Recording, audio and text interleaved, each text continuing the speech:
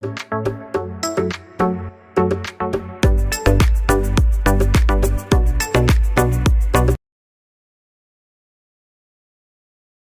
Morning, ഏവർക്കും study Nifty മലയാളത്തിന്റെ daily market ന്യൂസിലേക്ക് സ്വാഗതം. ഇന്നലെ ക്ലോസ് ചെയ്ത US വിപണികളിൽ വലിയ ഇടിവാണ് കണ്ടത്. ഈ ഇടിവിന് പ്രധാനമായും രണ്ട് കാരണങ്ങളാണുള്ളത്. ഒന്ന്, അമേരിക്കൻ സേനയെ ലക്ഷ്യമിട്ട് വീണ്ടും ഇറാൻ ആക്രമണം നടത്തി.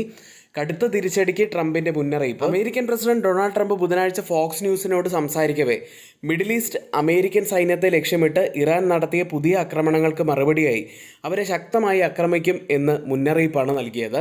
ഇന്നലെ US വിപണികളിൽ വലിയ ഇടിവാണ് ഉണ്ടായതെന്ന് പറഞ്ഞു. ഡൗ ജോൺസ് 2% ഇടിഞ്ഞു.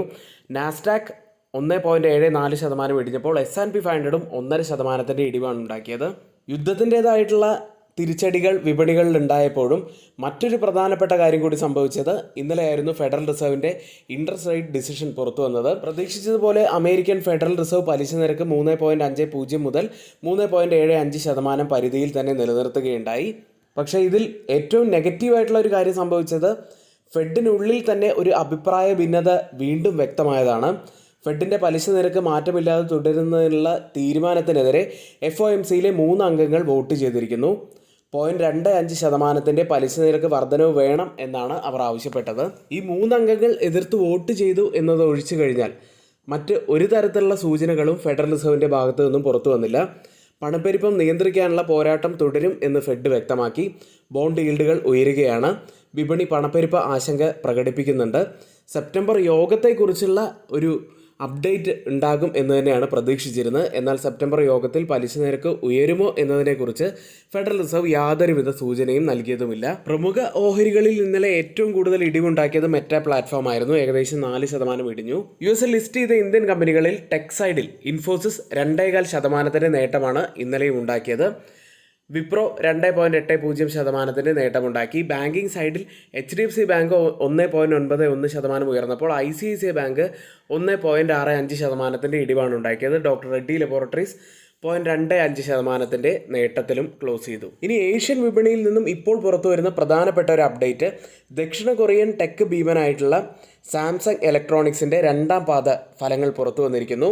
എക്സ്പെക്റ്റേഷനെ ബീറ്റ് ചെയ്യുന്ന വളരെ ശക്തമായിട്ടുള്ള റിസൾട്ട് തന്നെയാണ് ഇപ്പോൾ പുറത്തു വന്നിരിക്കുന്നത്.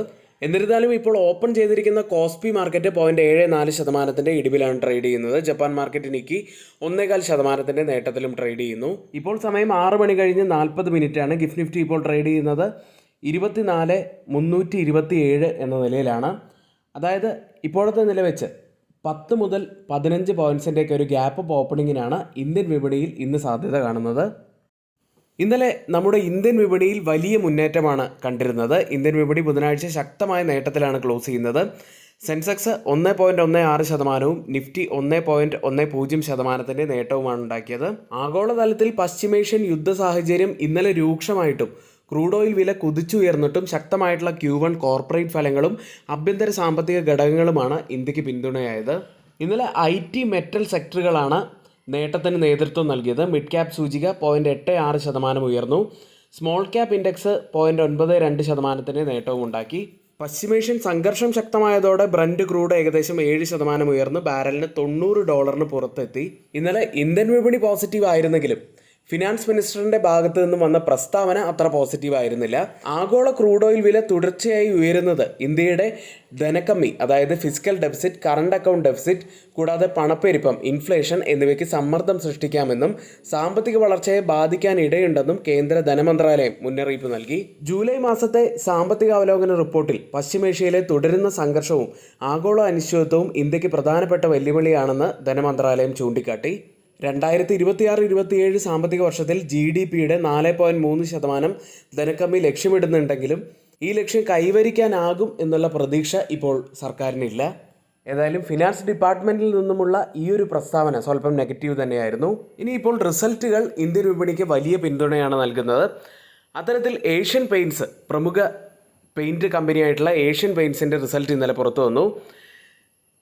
അറ്റാദായത്തിൽ 40% വർധനവാണ് ഇയർ ഓൺ ഇയറിൽ രേഖപ്പെടുത്തിയത്. 1539 കോടി രൂപയായിട്ടാണ് അറ്റാദായം റിപ്പോർട്ട് ചെയ്തിരിക്കുന്നത്. വരുമാനത്തിലും മികച്ച ഒരു വർധനവ് തന്നെയാണ്. 17.9% നേട്ടമുണ്ടായി ഇയർ ഓൺ ഇയറിൽ.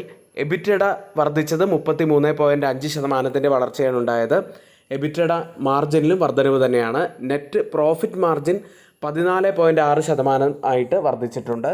ബ്ലൂംബർഗ് എസ്റ്റിമേറ്റിനെയൊക്കെ ബീറ്റ് ചെയ്യുന്ന വളരെ ശക്തമായിട്ടുള്ള റിസൾട്ട് തന്നെയാണ് ഏഷ്യൻ പെയിൻറ്റ്സിൻ്റെ ഭാഗത്തു നിന്നും ഉണ്ടായത്. ബിസിനസ് അപ്ഡേറ്റുകൾ നോക്കിക്കഴിഞ്ഞാൽ ഡെക്കറേറ്റീവ് പെയിൻറ്റ്സ് വിഭാഗത്തിൽ 9% വോളിയം വളർച്ചയുണ്ടായി. ഇനി മാനേജ്മെൻറ്റിൻ്റെ അഭിപ്രായ പ്രകാരം കമ്പനി ശക്തമായിട്ടുള്ള ലാഭക്ഷമത കൈവരിച്ചതായും അസംസ്കൃത വസ്തുക്കളുടെ വിലയിലെ ചാഞ്ചാട്ടം നിരീക്ഷിച്ചുകൊണ്ട് സാങ്കേതികവിദ്യയിലും നവീകരണത്തിലും ഉപഭോക്തൃ സേവനത്തിലും തുടർന്നും നിക്ഷേപിക്കുമെന്നാണ് മാനേജ്മെൻറ്റ് അറിയിച്ചത്. പോസിറ്റീവായിട്ടുള്ള ഒരു കാര്യം തന്നെയാണ് ഏഷ്യൻ പെയിൻറ്റ്സിനെ സംബന്ധിച്ചുണ്ടായിരിക്കുന്നത്. ഇന്നത്തെ കീ ഇവൻറ്റ്സ് എന്തൊക്കെയാണെന്ന് നോക്കാം. റിസൾട്ടുകളിലേക്ക് വന്നാൽ പ്രധാനപ്പെട്ട ധാരാളം കമ്പനികളുടെ റിസൾട്ട് വരുന്ന ഒരു ദിവസമാണ്. അതിൽ പ്രധാനപ്പെട്ട കമ്പനികൾ നോക്കുകയാണെങ്കിൽ Tata steel, Mahindra and Mahindra, Bajaj finance, Hyundai motor India, Swiggy, LIC housing finance, AWL agri business, Deepak fertilisers, Exide industries, ICRA, IRB infra developers, Mankind pharma, global health, Mahanagar gas, national securities depository NSDL, Nuvama wealth care management, RailTel, Thermax, Torrent pharma, Vedanta തുടങ്ങിയവയാണ്. ഇനി ഇന്ന് വരുന്ന ഒരു IPO ജൂനിപ്പർ ഗ്രീൻ എനർജി എന്ന 1800 കോടി രൂപയുടെ IPO ഇന്ന് സബ്സ്ക്രിപ്ഷനായിട്ട് open ആവുകയാണ്. ഇന്ന് ലിസ്റ്റ് ചെയ്യുന്ന IPOs നോക്കിക്കഴിഞ്ഞാൽ Extranet Tech, Lohia Corp, Indo MIM തുടങ്ങിയ സ്റ്റോക്കുകളാണ്. ഗ്ലോബലി മുഖ്യമായിട്ടുള്ള ഇവൻറ്റ്സുകൾ ഇന്ന് നടക്കുന്നത് headline and core PCE price index ഡാറ്റയും, ക്വാർട്ടർ സെക്കൻഡ് GDP ഡാറ്റയും, ഇനീഷ്യൽ ജോബ്ലെസ് ക്ലെയിംസ് ഡാറ്റയും US നിന്ന് പുറത്തു വരുന്നുണ്ട്. ഗ്ലോബലിയുള്ള റിസൾട്ടുകളിലേക്ക് വന്നു കഴിഞ്ഞാൽ ആപ്പിളിൻ്റെയും ആമസോണിൻ്റെയും റിസൾട്ടുകൾ ഇന്നാണ് പുറത്തു വരുന്നത്. കൂടാതെ സാംസങ് ഇലക്ട്രോണിക്സ് കോസ്പി മാർക്കറ്റിൽ നമ്മളിപ്പോൾ ഡിസ്കസ് ചെയ്തതാണ്. സാംസങ് ഇലക്ട്രോണിക്സിൻ്റെ റിസൾട്ട് ഇന്ന് ഓൾറെഡി പുറത്തു വന്നു കഴിഞ്ഞു. ഇനി സ്റ്റോക്ക് മാർക്കറ്റിൽ ആർക്കെങ്കിലും നമ്മുടെ പെയ്ഡ് എഡ്യൂക്കേഷൻ ടെലഗ്രാം ചാനലിൽ ജോയിൻ ചെയ്യാൻ താല്പര്യമുണ്ടെങ്കിൽ ഇപ്പോൾ തന്നെ തൊട്ട് താഴെ കൊടുത്തിരിക്കുന്ന വാട്സാപ്പ് നമ്പറിൽ ഒന്ന് മെസ്സേജ് അയച്ച് നിങ്ങൾക്ക് ജോയിൻ ചെയ്യാവുന്നതാണ്. ഇപ്പോൾ നല്ല ക്വാർട്ടർലി ഫലങ്ങളാണ് പുറത്തു വരുന്നത്. അതുകൊണ്ട് തന്നെ ഒത്തിരിയേറെ കമ്പനികളുടെ റിസൾട്ടുകളോടൊക്കെ അനുബന്ധിച്ച് നല്ല ബ്രേക്ക് ഔട്ടുകൾ ഉണ്ടാകുന്നുണ്ട്. ഇതിൻ്റെയൊക്കെ എഡ്യൂക്കേഷണൽ പർപ്പസിനായിട്ടുള്ള ഒത്തിരിയേറെ സ്റ്റോക്കുകൾ സംബന്ധിച്ചിട്ടുള്ള കാര്യങ്ങൾ നമ്മളിവിടെ ഷെയർ ചെയ്യുന്നുണ്ട്. അപ്പോൾ ആർക്കെങ്കിലും ആ ഗ്രൂപ്പിൽ ജോയിൻ ചെയ്യാൻ താല്പര്യമുണ്ടെങ്കിൽ 3 മാസത്തേക്ക് വെറും 1299 രൂപ മാത്രമാണ് വരുന്നത്. നിങ്ങൾക്ക് ജോയിൻ ചെയ്യാവുന്നതാണ്. പുറത്തു വരുന്ന റിസൾട്ടുകളിലേക്കാണ്. ഇന്നലെ പുറത്തു വന്ന പ്രധാനപ്പെട്ട ചില കമ്പനികൾ, ഒന്ന് ഐഷർ മോട്ടോഴ്സാണ്. പ്രോഫിറ്റിൽ 21.3% വർധനവാണ് ഇയർ ഓൺ ഇയറിൽ റിപ്പോർട്ട് ചെയ്തിരിക്കുന്നത്. 1462 കോടി രൂപയിലാണ് പ്രോഫിറ്റ് റിപ്പോർട്ട് ചെയ്തിരിക്കുന്നത്. റവന്യൂവിൽ 31.5% വലിയ വളർച്ചയും ഉണ്ടായിരിക്കുന്നു. 6632.4 കോടി രൂപയിലാണ് റവന്യൂ റിപ്പോർട്ട് ചെയ്തിരിക്കുന്നത്. മറ്റൊരു കമ്പനി ഡാബർ ഇന്ത്യയാണ്. പ്രോഫിറ്റിൽ 15.3% വർധനവാണ് പ്രോഫിറ്റ് റിപ്പോർട്ട് ചെയ്തത്. 586.2 കോടി രൂപയിലാണ് പ്രോഫിറ്റ് ഉള്ളത്. റവന്യൂവിൽ 10.6% വർധനവാണ് വന്നത്. 3764.4 കോടി രൂപയിലാണ് റവന്യൂ ഉള്ളത്. ഇന്ത്യൻ FMCG ബിസിനസ്സിൽ 9.5% വളർച്ചയാണ് റിപ്പോർട്ട് ചെയ്തിരിക്കുന്നത്. അടുത്തതായി MOIL എന്ന കമ്പനിയാണ്. പ്രോഫിറ്റിൽ 70.1% വർധനവ് ഇയർ ഓൺ ഇയറിൽ പ്രോഫിറ്റിൽ റിപ്പോർട്ട് ചെയ്തപ്പോൾ 87.6 കോടി രൂപയിലാണുള്ളത്. റവന്യൂവിൽ 6.6% വർധനവ് 370.9 കോടി രൂപയിലാണ് റവന്യൂ ഉള്ളത്. MTAR ടെക്നോളജീസ് എന്ന കമ്പനിയാണ് മറ്റൊന്ന്. പ്രോഫിറ്റിൽ 5 മടങ്ങിൻ്റെ വർധനവാണ്. 50.2 കോടി രൂപയിലാണ് പ്രോഫിറ്റ് ഉള്ളത്. റവന്യൂവിൽ 130.4% വർധനവ് വന്നു. 360.7 കോടി രൂപയിലാണ് റവന്യൂ റിപ്പോർട്ട് ചെയ്തിരിക്കുന്നത്. അടുത്തത് ബജാജ് ഹൗസിംഗ് ഫിനാൻസ് എന്ന കമ്പനി. പ്രോഫിറ്റിൽ 22.6% വർധനവ് 715.3 കോടി രൂപയിലാണ് പ്രോഫിറ്റ് റിപ്പോർട്ട് ചെയ്തത്.